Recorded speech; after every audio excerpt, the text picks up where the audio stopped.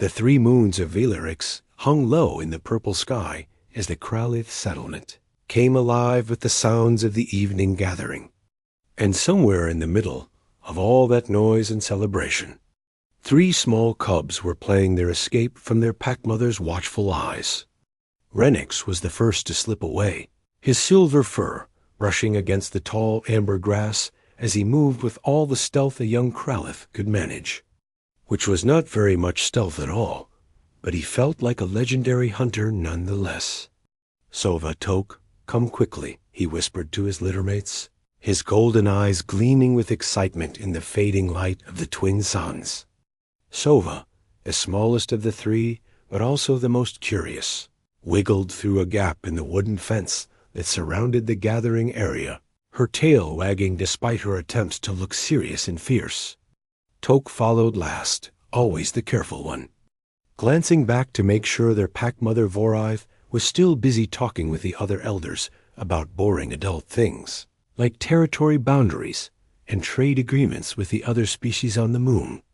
"Where are we going?" Sova asked, her voice barely above a whisper, as the 3 cubs huddled together in the shadow of a great amber tree.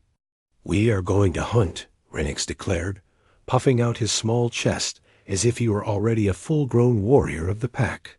Tok's ears flattened against his head in worry, and he looked back toward the settlement, where the warm glow of fires and the smell of roasted meat promised safety and comfort. "Hunt what?" he asked nervously, because the only hunting they had ever done was chasing small insects around their den, and even those insects often got away. Renix grinned, showing his tiny fangs that had not yet grown to their full terrifying length, and he pointed toward the forest that stretched beyond the Kralith territory. "The humans," he said with great importance, as if he were revealing the greatest secret in the galaxy. Sova and Tok exchanged uncertain glances, because they had heard many things about the humans who lived in their own settlement on the other side of the forest, and none of those things made them sound like worthy prey. Their grandfather had told them stories around the fire, stories of the great hunts their ancestors had conducted across 100 worlds, bringing down creatures 10 times their size with nothing but teamwork and sharp claws. But when grandfather spoke of humans, he always made a strange sound in his throat, something between amusement and confusion, as if he could not quite figure out what to make of these strange, soft creatures. "Humans have no claws," grandfather had said many times, shaking his great gray head in bewilderment. "They have no fangs worth speaking of, no fur to keep them warm, no speed to escape danger, and yet somehow they spread across the stars like water spreading across sand. They must be very easy to hunt then," Renix had concluded, and grandfather had made that strange sound again and said nothing more. Now Renix was determined to prove himself, to show the pack that even though he was young, he had the heart of a true Kralith hunter. "I can smell one," Sova said suddenly, her nose twitching as she caught a scent on the evening breeze. The cubs had excellent noses, even better than their adult relatives, because young Kralith needed to be able to find their way back to the den if they ever got lost. And right now, that nose was telling Sova that a human had passed this way recently, leaving behind a trail of strange smells that she could not quite identify. "This way," she said, taking the lead as they crept into the amber forest, their paws silent on the soft carpet of fallen leaves. The forest of Velarix was beautiful in a way that made even young cubs pause to stare, with trees that glowed faintly orange in the twilight, and flowers that sang soft musical notes when the wind blew through them. But the 3 little hunters had no time for beauty tonight, for they were on a mission of the utmost importance. They tracked the human scent through a clearing where the grass grew tall and silver, past a stream that bubbled with water so clear you could see the strange 6-legged fish swimming at the bottom, and up a small hill covered in soft blue moss. And there, at the top of the hill, they finally saw their prey. She was crouched beside a fallen log, doing something with small glass containers and metal tools that the cubs could not understand, and she was making soft humming sounds to herself as she worked. Dialara Vance had been collecting samples on Velarix for 3 months now, and she had grown to love this strange and beautiful moon with its purple skies and singing flowers. She was a xenobiologist, which meant she studied alien life forms, and she had spent her entire career trying to understand the wonderful variety of creatures that existed across the galaxy. Today she was collecting samples of a fascinating fungus that only grew on dead amber wood, a fungus that glowed different colors depending on the temperature. And she was so absorbed in her work that she almost did not notice she was being watched. Almost, but not quite. Alara had spent enough time around alien species to develop a sixth sense for when curious eyes were following her movements, and right now that sense was tingling like crazy. She smiled to herself and pretended to keep working, but her ears were straining to catch any sound from the forest behind her. There it was, a soft rustle of leaves, the barely audible sound of small paws trying very hard to be quiet. She had worked with the Kralith before, respected adults who treated her with polite confusion, as if they could not quite decide whether she was worth their attention or not. But she had never met any Kralith cubs, and from the sound of those small, clumsy movements, that was exactly what was stalking her through the amber woods. Alara felt her heart warm at the thought, because she had always loved young creatures of every species, with their big, curious eyes and their determination to prove themselves brave and strong. She wondered what they thought they were doing, these little ones who had clearly snuck away from their families to play at being hunters. Did they think she could not hear them, creeping closer with all the subtlety of a herd of elephants wearing bells? Did they think she would scream and run when they finally revealed themselves, the way prey was supposed to behave? She tucked her sample containers into her bag and stretched her arms above her head, pretending to be completely unaware of the 3 small shadows that were now positioned just behind a nearby bush. Whatever happened next, she thought with a smile, it was certainly going to be interesting. Renix held up one small paw, signaling his littermates to freeze in place behind the bush where they had taken their final position. This was it, the moment of truth, the glorious ambush that would prove to the entire pack that they were true hunters worthy of respect and honor. He could see the human clearly now, sitting on the ground with her back to them, completely unaware of the danger that lurked just a few tail lengths away. She was even smaller than he had expected, with no fur except for the strange brown stuff that grew from the top of her head, and her skin looked so soft and vulnerable that Renix almost felt bad for what he was about to do. Almost, but not quite, because a hunter could not afford to feel sympathy for prey. "On my signal," he whispered to Sova and Tok, his tiny heart pounding so hard he was sure the human must be able to hear it. Sova nodded eagerly, her body trembling with excitement, while Tok looked like he might be sick, but even he was ready to follow his littermates into glorious battle. Renix took a deep breath, counted to 3 in his head, and then burst from the bush with the most terrifying snarl his small throat could produce. "Attack!" he screamed, and his littermates exploded from hiding beside him, all 3 cubs charging toward the human with their tiny claws extended and their baby fangs bared. This was supposed to be the moment when prey reacted the way prey always reacted, with screams of terror and desperate attempts to flee, giving the hunters the thrill of the chase. But the human did not scream. She did not run. She did not even flinch. Instead, she simply turned around to face them, and the expression on her strange flat face was not fear at all, but something that looked almost like delight. "Well, hello there," she said, and her voice was warm and gentle, like the voice pack mothers used when speaking to newborn pups. The 3 cubs skidded to a halt, their charge falling apart in confusion as they tried to understand what was happening. This was all wrong, completely and totally wrong. Renix looked at Sova, and Sova looked at Tok, and Tok looked back at Renix, and none of them had any idea what to do next. Their hunting lessons had not prepared them for prey that did not act like prey. The human slowly lowered herself to the ground, folding her legs beneath her in a strange position that made her almost the same height as the cubs. And she looked at each of them in turn with eyes that sparkled with something that might have been amusement. "You must be from the Kralith settlement," she said, still using that gentle voice that made Renix's fur stand on end with confusion rather than aggression. "I have been hoping to meet some of you young ones, but I did not expect to be hunted." Sova found her voice first, because she had always been the bravest when it came to talking to strangers. "You are supposed to be afraid," she said, sounding almost offended that the human was not following the proper rules of being prey.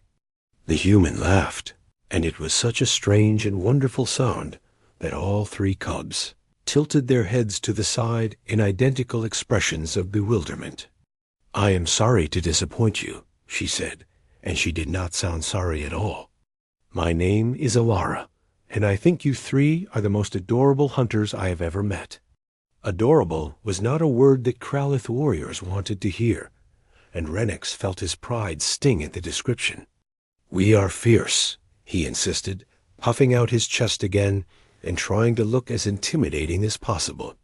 "We are the terror of the forest, the shadows that prey never sees until it is too late."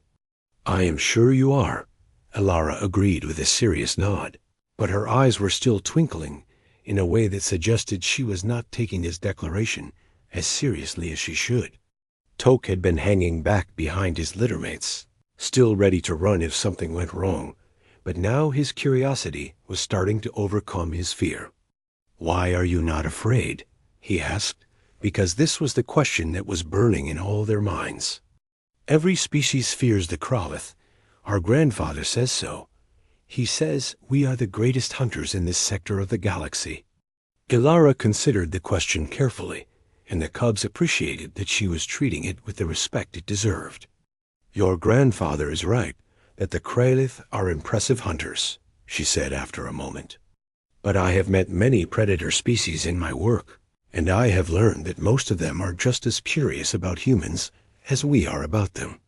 Besides," she added with a warm smile, "I could tell you three were young ones from the way you were stalking me, and young ones of any species are more interested in play than in real hunting." Renix wanted to argue with this assessment, wanted to insist that they were deadly serious about their mission, but something about the human's calm confidence made it hard to maintain his fierce hunter persona. And then he noticed something that drove all other thoughts from his mind. The human was wearing strange coverings on her feet, bright-colored things that looked soft and squishy and completely impractical for walking through a forest. But that was not what caught his attention. What caught his attention was the thin rope-like things that hung from those foot coverings, dangling against the ground like wounded prey trying to escape. One of those rope things was trailing in the dirt right in front of him, moving slightly in the breeze, and something deep in his hunting instincts told him that this was a target he simply could not ignore. Before he could think about what he was doing, before he could consider whether it was dignified behavior for a fierce Kralith hunter, Renix pounced. His small paws wrapped around the dangling lace, and his teeth sank into the soft fabric with a satisfying grip. And suddenly he was tugging with all his might, as if his life depended on catching this strange and wiggly prey. Sova and Toke watched in horror, certain that the human would react with anger or violence to this unexpected attack on her foot coverings. But once again, the human did not behave the way they expected. Instead of pulling away or shouting in alarm, Alara looked down at the small cub attached to her bootlace and let out another one of those strange, wonderful laughing sounds.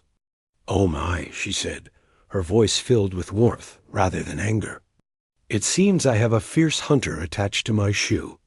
And then, to the complete astonishment of all three cubs, she gently tugged her foot in the opposite direction. Not hard enough to dislodge Renix, but just enough to create resistance. She was playing back. Renix's hunting instincts short-circuited completely, replaced by something older and deeper and far more irresistible. His tail began to wag without his permission, and a sound that was half growl and half excited yip escaped from his throat as he pulled harder on the lace. This was no longer a hunt, and somehow that did not matter at all. Alara had worked with many species across the galaxy, from the towering crystal beings of Nexus 7 to the tiny hive-minded insects of the Pollux system, and she had learned one universal truth that applied to almost every intelligent creature she had ever encountered. Young ones loved to play. It did not matter if they had fur or scales or shells or tentacles. It did not matter if their parents were feared warriors or peaceful scholars. Every young creature she had ever met shared this basic need to tumble and chase and pretend. And right now, watching the small Kralith cub named Renix tug fiercely on her bootlace, with his tail wagging uncontrollably, she knew she was witnessing this truth in action once again. "You are very strong," she told Renix in a voice of exaggerated alarm, leaning back as if the tiny cub was actually pulling her off balance.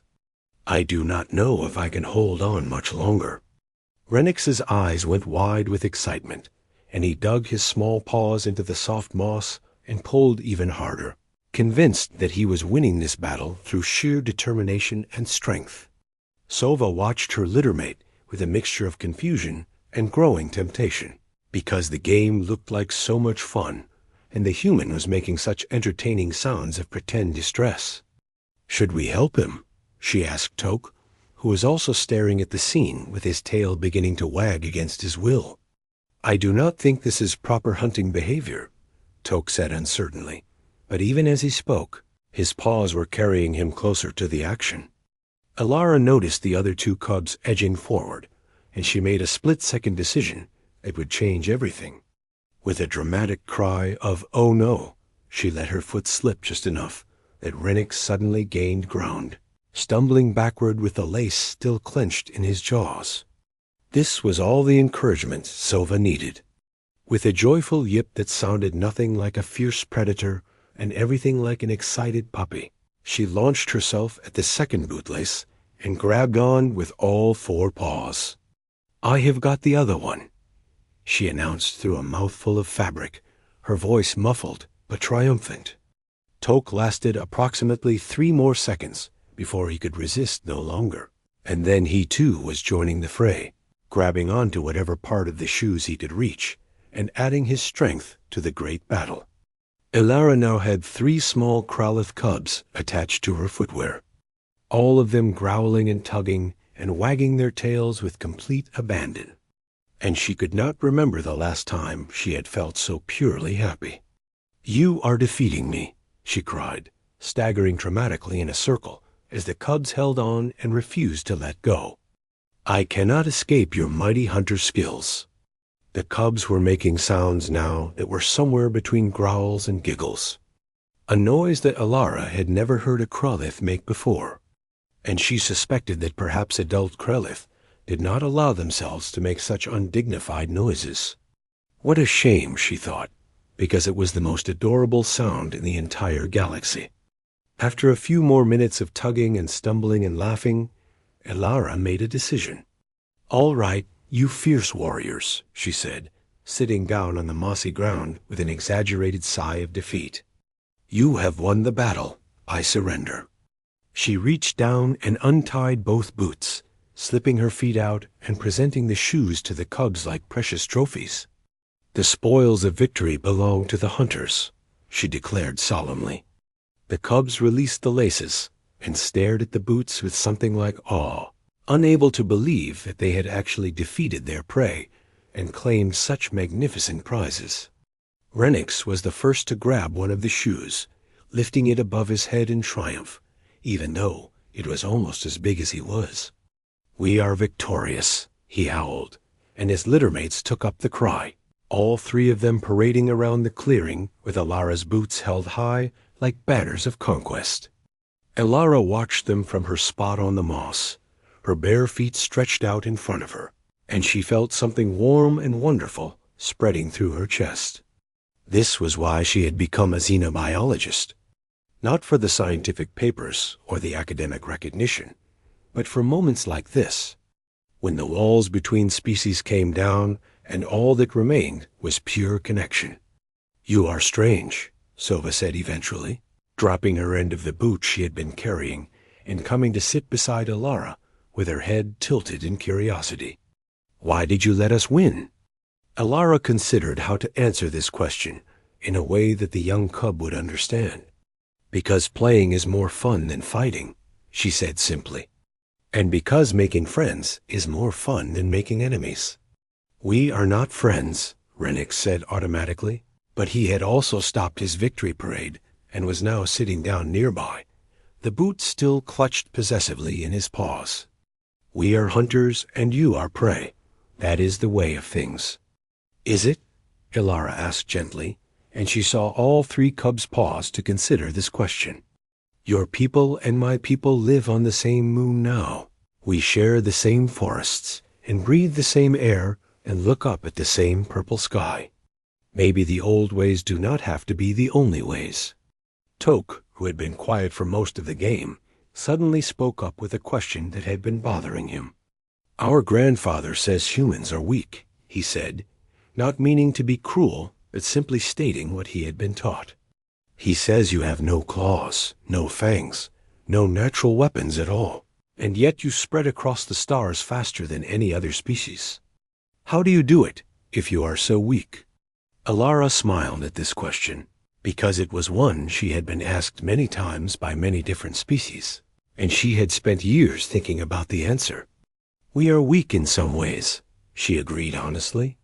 "We cannot run as fast as your people. We cannot fight as well. We cannot survive in as many environments without help from our tools and machines. But we have one gift that has served us well across the stars, and that is the gift of making friends." The cubs looked at her with confusion clear on their furry faces. "Making friends is not a weapon," Renix protested, as if the very idea was ridiculous. "Is it not?" Ilara asked again, and she reached out slowly and gently, giving Renix time to pull away if he wanted to. When he did not move, she softly scratched behind his ear, finding the spot where his fur was softest. Renix's eyes went wide, and then half closed with pleasure, and that rumbling, almost purr sound escaped from his chest again without his permission. "Oh," he said, his voice dreamy and confused, "that feels very nice." "Friendship might not be a weapon," Alara said softly as she continued scratching, "but it might be something even better. It might be the thing that makes weapons unnecessary." The other cubs crept closer, drawn by their brother's obvious enjoyment, and soon Alara had all three of them piled in her lap, her fingers finding the sweet spots behind each of their ears in turn. They had come into the forest to prove themselves as hunters, to show that they were fierce and strong and worthy of their ancestors' legacy. But somehow, without quite understanding how it had happened, they had found something much more valuable than a successful hunt. They had found a friend. Pack Mother Vorith had noticed her cubs were missing approximately 30 seconds after they had slipped away from the gathering. Because a good pack mother always knew where her young ones were, even when she seemed to be paying attention to something else entirely. She had let them go at first, knowing that young cubs needed to explore and test boundaries and learn the ways of the world through their own experiences. But as the twin suns sank below the horizon and the purple sky deepened toward black, her patience had worn thin. 3 small cubs had no business being out in the forest alone after dark, no matter how fiercely they believed themselves to be mighty hunters. So she had excused herself from the gathering with a growl of maternal frustration that every other parent in the pack understood completely. And she had set off into the amber woods to track down her wayward offspring. The trail was easy to follow, because despite their best efforts, the cubs had left a path of bent grass and disturbed leaves that any adult Kralith could have tracked while half asleep. But as Vorith moved deeper into the forest, she began to notice something strange about the trail. It merged with another scent, one that made her hackles rise and her lips pulled back from her impressive fangs. Human. Her cubs had been following a human.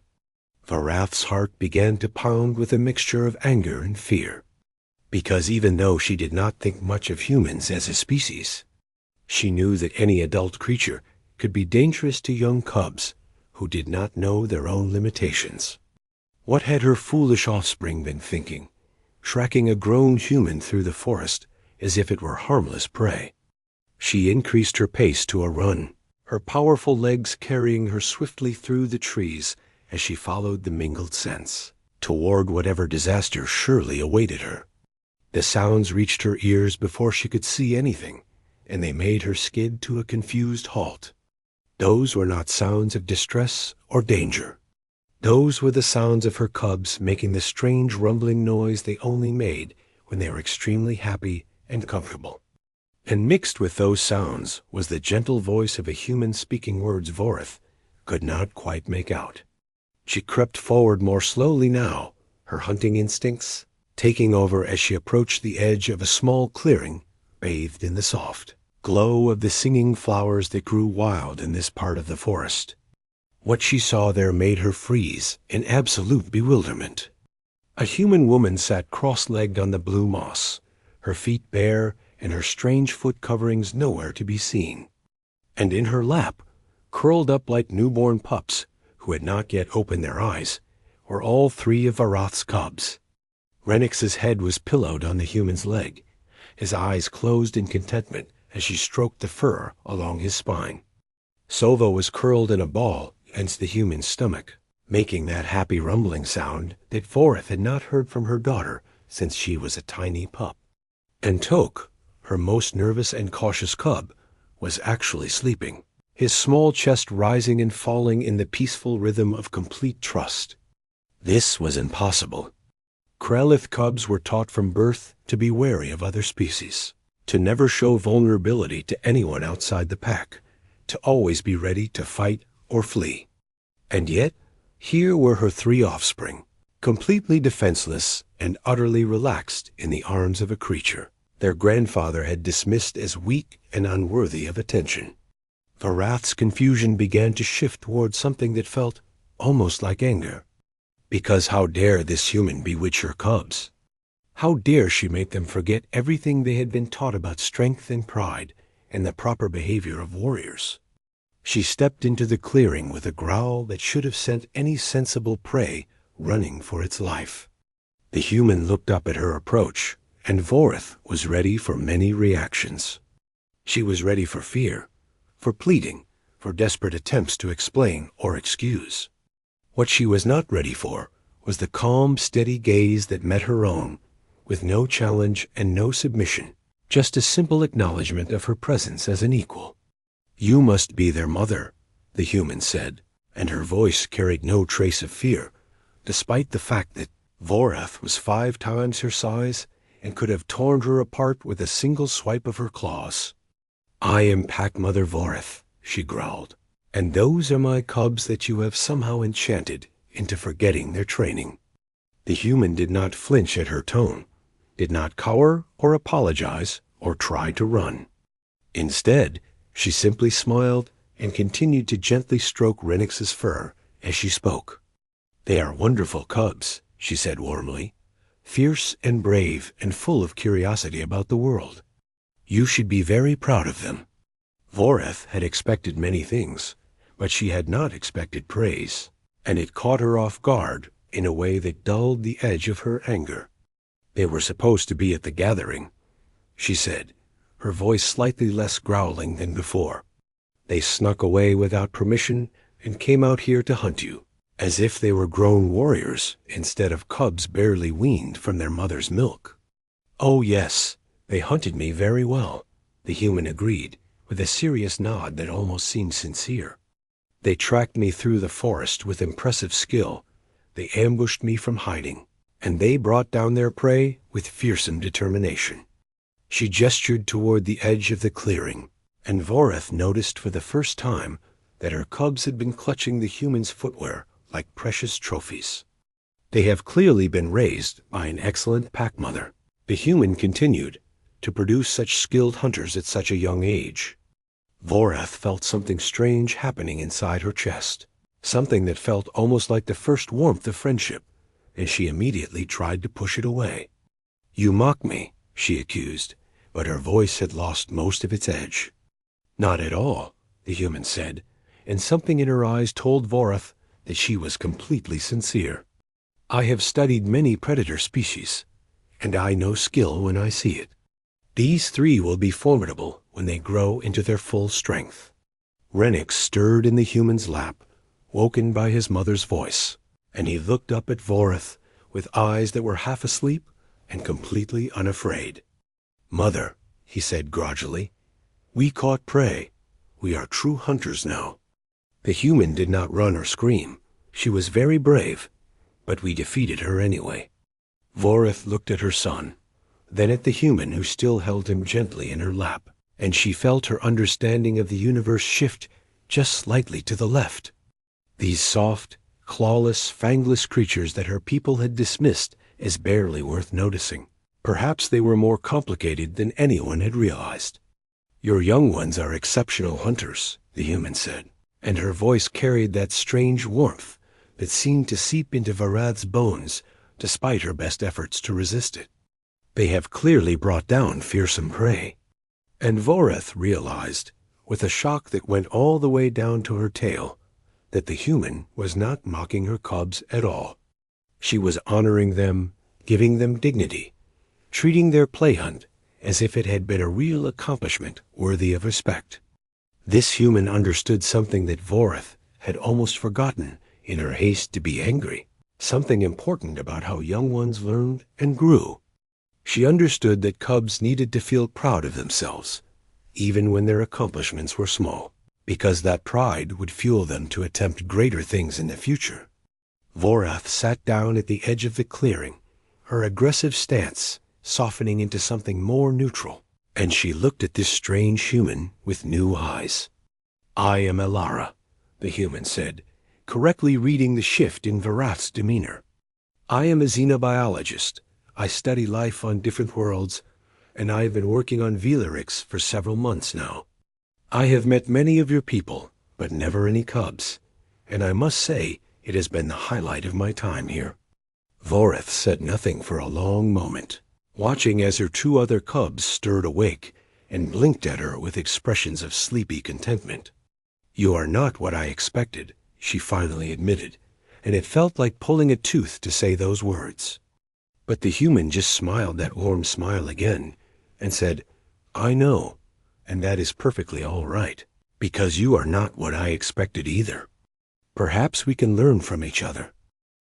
The singing flowers of the forest had begun their nighttime chorus, filling the air with soft musical notes that seemed to perfectly match the strange peace that had settled over the clearing.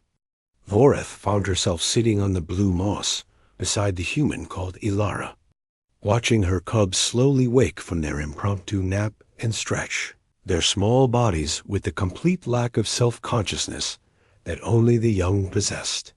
She should have been angry with them for sneaking away. She should have been marching them back to the settlement for a stern lecture about obedience and safety. But something about this moment felt too important to interrupt with anger, and so she sat and watched and waited for understanding to come. "May I ask you something?" Vorath finally said, and she was surprised by how gentle her own voice sounded. "Of course," Elara replied, turning to face the pack mother with that calm, open expression that seemed to be her natural state. "Why did you not fear them?"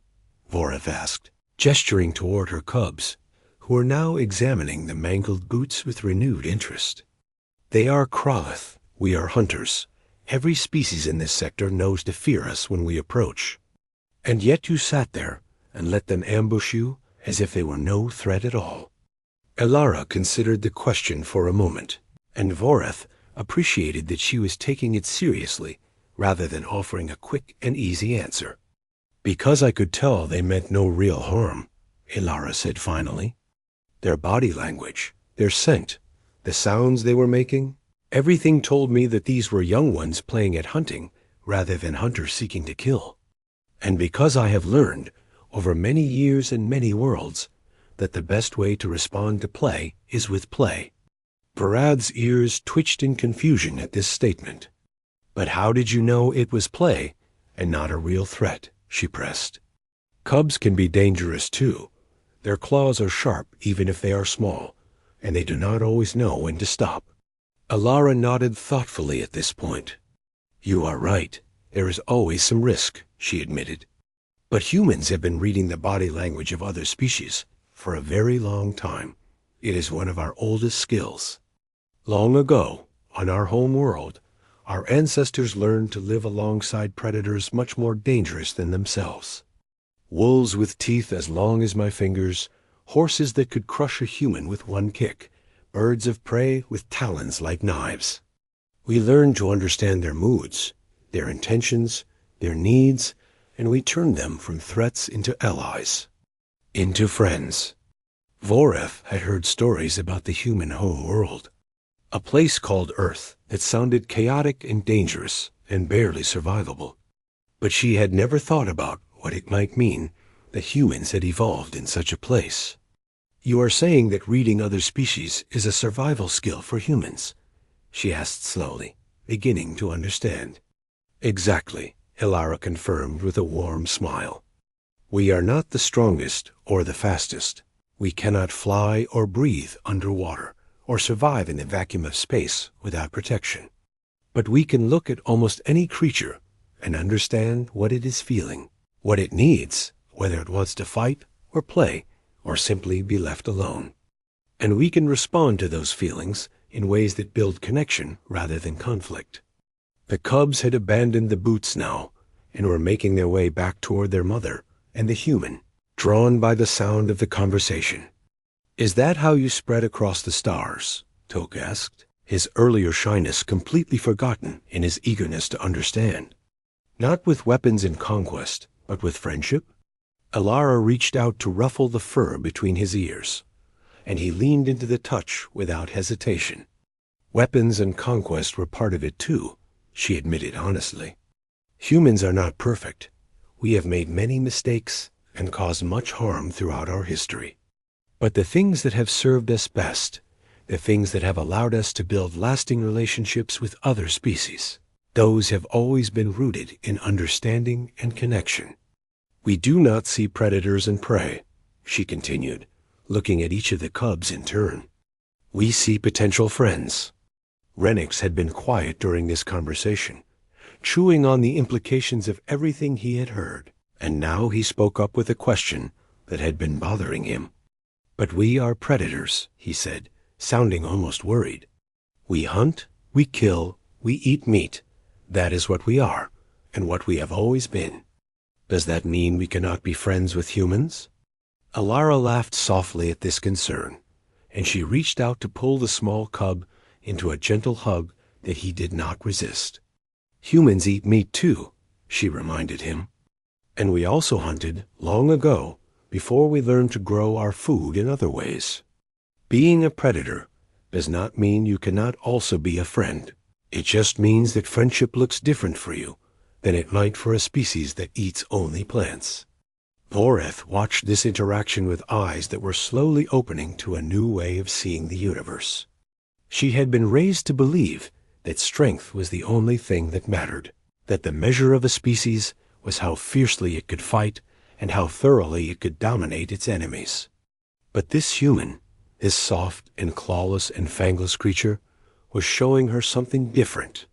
She was showing that true strength might not be about fighting at all. It might be about building bridges instead of walls, about reaching across the gaps between species and finding common ground where none seemed to exist. I have underestimated your kind, Voreth admitted, and the words came out more easily than she had expected. We all have, all the Kralith. We looked at you and saw weakness where we should have seen a different kind of strength. Alara shook her head gently at this confession. Do not be too hard on yourself, she said. My people have made the same mistake with many species, judging them by our standards instead of trying to understand their own. What matters is not the mistakes we have made in the past, but what we choose to do now that we understand each other better." The largest of the 3 moons had risen above the trees, casting silver light across the clearing. And Vorith realized with surprise that they had been sitting here talking for much longer than she had thought. The gathering would be ending soon, and the pack would be wondering where she and the cubs had gone.